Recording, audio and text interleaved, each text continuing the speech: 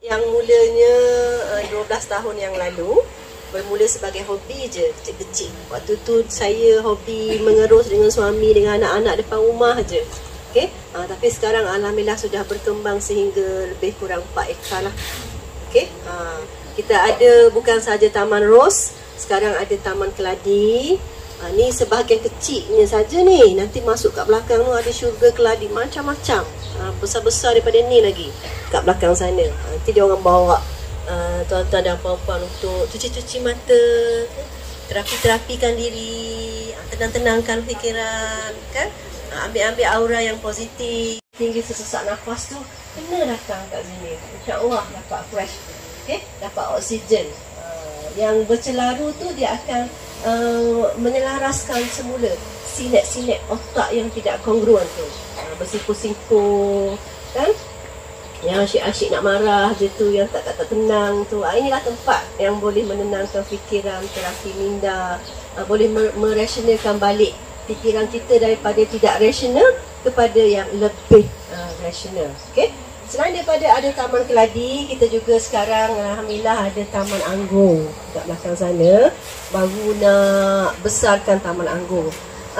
Depan ni dah ada dah sikit-sikit je. Ni bukan musim anggur sebenarnya, tapi suami saya Ustaz Kuhasan dia simpan juga. Sebab baru ni 2 hari lepas, hari Sabtu, ada lawatan daripada seluruh Malaysia. Kita ada bagi top cara penjagaan pokok ros. So Ustaz simpanlah anggur ni sikit untuk dia orang sambil-sambil dengar saya talk tu, sambil-sambil boleh jeling-jeling. Siapa duduk kat tepi tu dia boleh sentuh-sentuh gugusan anggur tu. Okay? Tapi bila sampai musimnya nanti, insya-Allah semua anggur boleh setting musim anggur juga. Okay?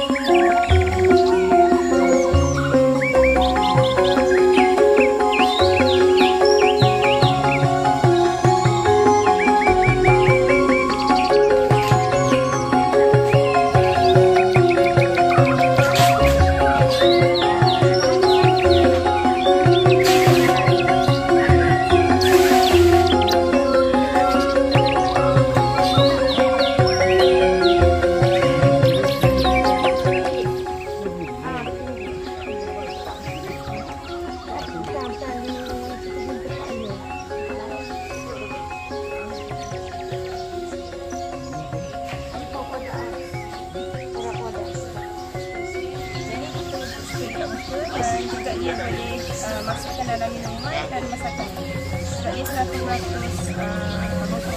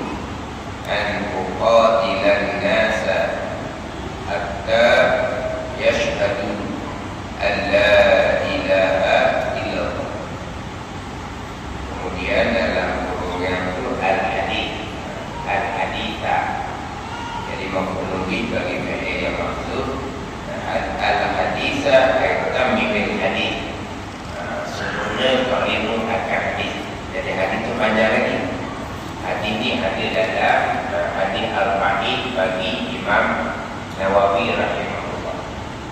Di ujung hadis itu, umirtu an uqatila an-nasa hatta yashhadu an la ilaha illallah wa anna Muhammadar Rasulullah.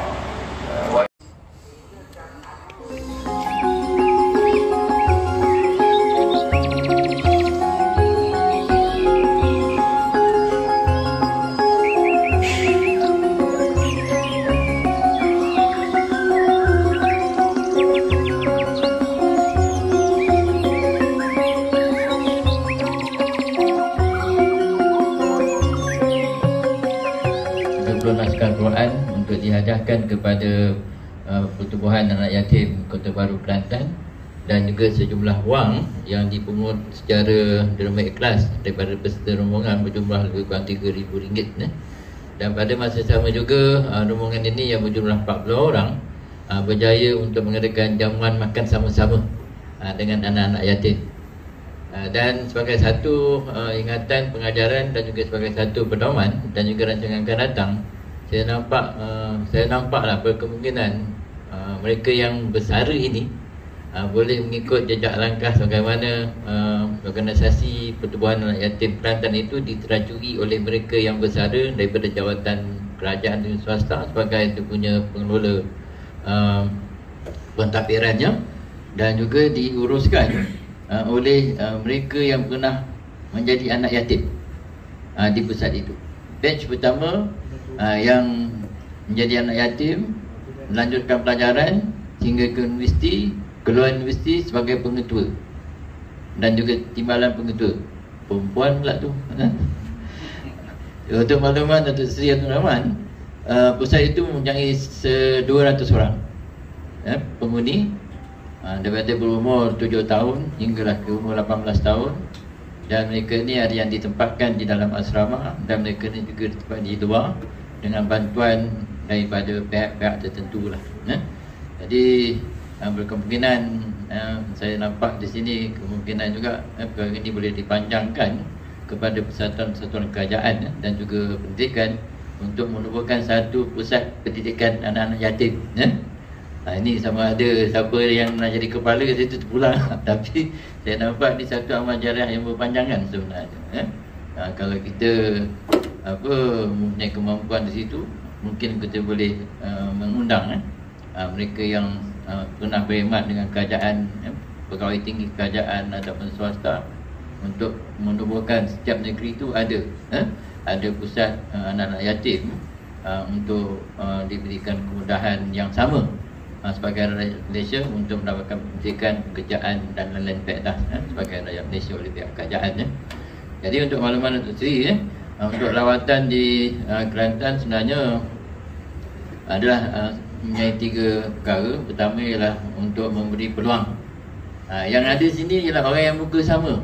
Dia lah yang datang mesyuarat, dia yang buat kerja, dia yang bagi sumbangan. Jadi untuk itu kita bawalah pergi jalan-jalan makan-makan angin. Dan kalau makan angin ni bukan cakap makan angin. Makan kopok lekor pun ada, makan ICT pun ada. Kalau ICT yang ingat istilah apa tentang komputer, tetapi bukan itu ikan celup tepung ataupun sotong celup tepung. Kalau di Sarawak lain, ikan apa je Mat? Ada ke UTM ikan terbuk masin. UTM. Cuma ada singkatan tertentu.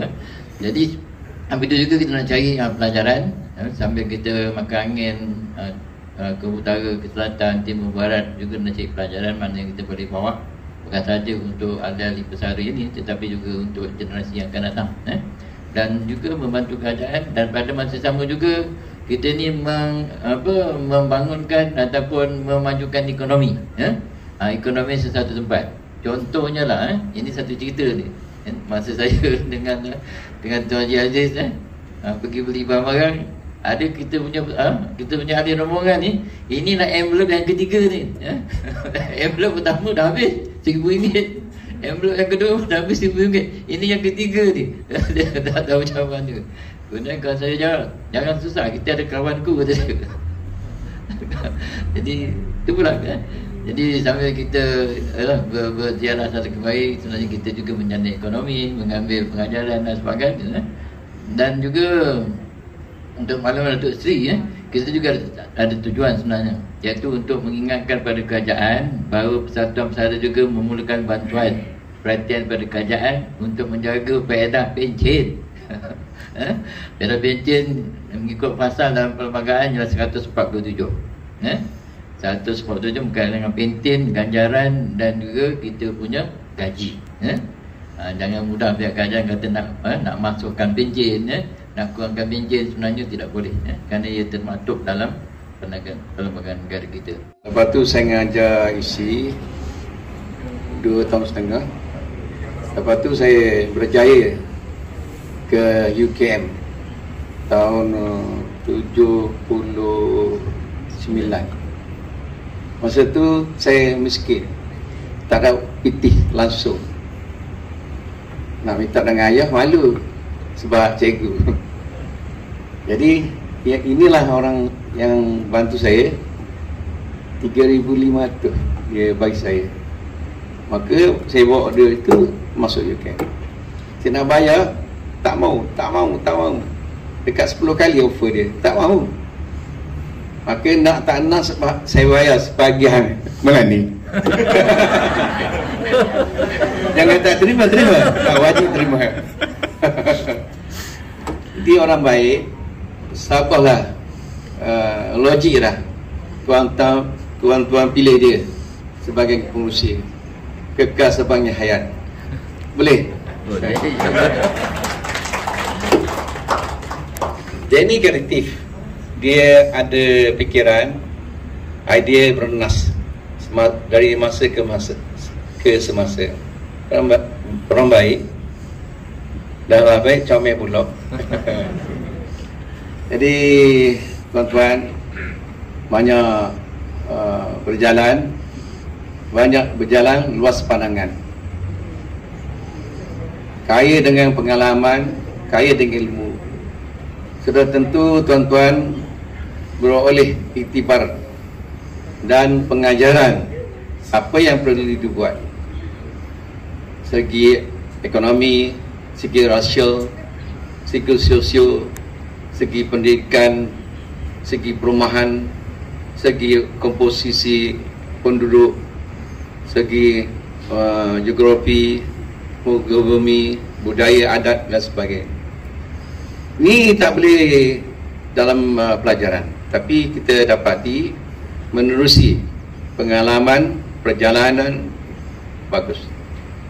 Jadi apa yang tuan-tuan usaha teruskan, bukan saja di Pantai Timur, malahan mungkin utara, mungkin Sabah, Perlis, mungkin Thailand, mungkin Indonesia. Saya suka je berjalan, tapi kini teruk sikit sebab saya kena stroke 2010. Tak boleh bangun, cakap pun pelat. Cakap pelat, masuk ICU 6 hari. Alhamdulillah pulih balik. InsyaAllah kalau ada peluang saya masuk balik politik. Jadi